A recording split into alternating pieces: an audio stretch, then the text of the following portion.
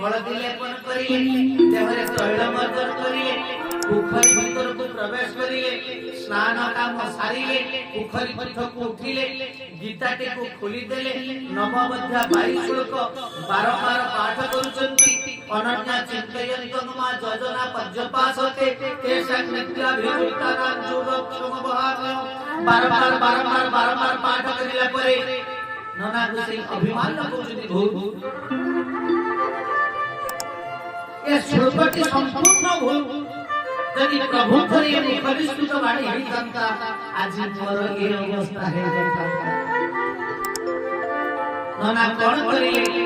अभिमान वशत जेते को हळदी रेसी हेतिला से नवम अध्याय 22 श्लोक ऊपर मंडन करिले जेते श्लोक ऊपर मंडन कर हळदी नना गुसे सेपटे करुणा सर्वतंत्र